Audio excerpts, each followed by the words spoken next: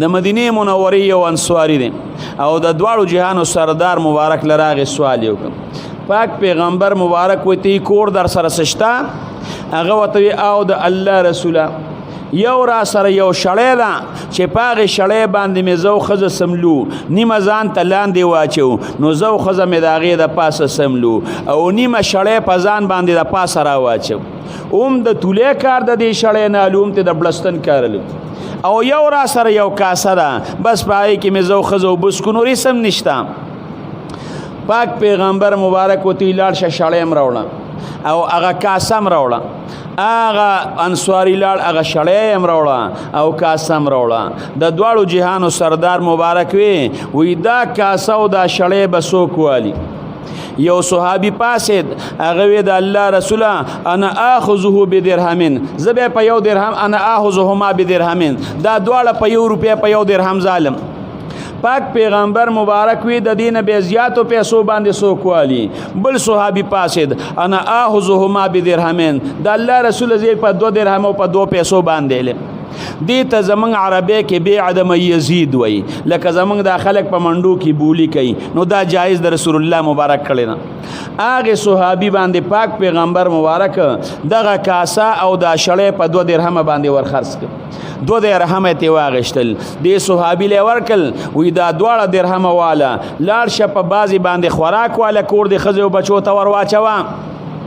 او په بازي پیسو مال یو تبر راوړه هغه لاړ پس پیسو باندې خوراک واغش خزه ته کې خود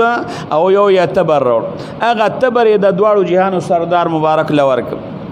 احادیث مبارکو کې راځي چې د دواړو جهانو سردار مبارک په دې مبارک لاسونو په کلاس کې واچو او بیا هغه هغه تبر ورک وې دا تبر والا او چې 15 ورځې دی اونوینم 15 ورځې چې ته اونوینم هغه سړی لاړه صحابي او وتوی خشاک د بازار دغه صحرا نه ځنګل نه راوړه خرڅوا هغه سړی لاړ صحرا ته خشاک به راوړه او خرڅو به بازار کې 15 ورځې پس چې رسول الله مبارک لراغه نو 10 درهم پاک پیغمبر مبارک لروړي د الله رسول دی خشاک می خرڅ کړی دی پاک پیغمبر مبارک وته لاړ شزان له پسوبم جامع په ځان لواله او بیا ورته وی هغه سوال چې دکاو نو دا غینه د لدا بهتره نه ده چې په خپل لاس باندې کسب وکي او ګټو کې دا غینه د لدا بهتره نه ده سوال کې بدل سوک در کی او سوک بدل در نه کی نو خبره دار چې رون انسان په خپل لاس باندې ګټو کې الله د لروغ بدن در کړی دی صحت دل در کړی دی لاسونه دل در کړی دی نو کار کسب کوا او رزق ورکون کې سوک ته تاسو نه تاسو کوم رب العالمین دې رزق بدل الله در کوي نو پاک پیغمبر مبارک دی خو خلکو ته دا تربیت هم ورکړی دی چې په خپل لاس باندې کار کسب کوا اخو خلکو ته وی ګوره کې یو سړی محتاج شو او حاجتمن شو در لراغي نو هغه سړی ګوره راټه هم یو ته وی تر ټل مکوا او بل ته وی سوال مکوا د دواړو ته پاک پیغمبر مبارک نصیحت کړی نو خیر خبره مې د ترونو دی پورې کوله چې نن سبا سوال دا زمون خلکو یو عادت جوړ کړی دی یو کسب جوړ کړی دی او خپل مال په یو طریقه باندې زیاتول غواړي په دې طریقې باندې بستا مال زیات نشي مال به دې کم شي زیاتېږي بنه او د سوال خو مختلفې طریقې دي کنه صرف په کوڅو کې ګرځېدل خو نه دي بعد وخت کې به یو دکاندار لورشي او دا غنه بس سودا لې یا به ورته یاره زما دا پیزار وګنډه یاده یاده چې کینې بس هغه مقومون ته یاره ګرمي ده نو او ټول شپم زمنګو د بچو خوب نشتا او ببوزیر بچو ته مې یو ځانته مو تا ته اوري چې د پکی وسم نشتا او یې سوال خشه نه دی او چاته مې غږ نه دی کړي 3 ورځې شمو بچو مې ګورې څه خړلې نه دی ښا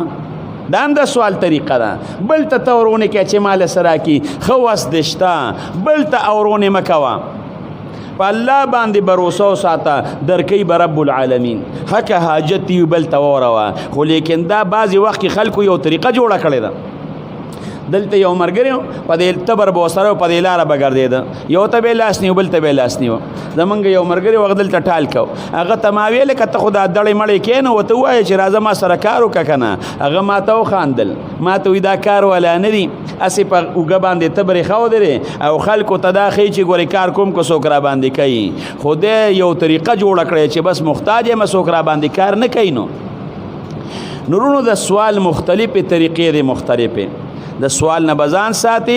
کمال کمول غواړي کمول او په دې لارس کې د جهنم هغه سروټ کې خودل غواړي نو حدیث مبارکه نو هم دقه معلومیږي چې بلته نیسا او کمال زیاتول غواړي نو کار کسب کوا د ټولو نړومبي حق پتا باندې د خپل بدن او د خپل بال بچ انسان چې په خپل بال بچ باندې خرچو کې نو پدې کې ثواب زیات ته چې بیا بل لې ورکه نو د بچو در باندې حق شته د خدای در باندې حق شته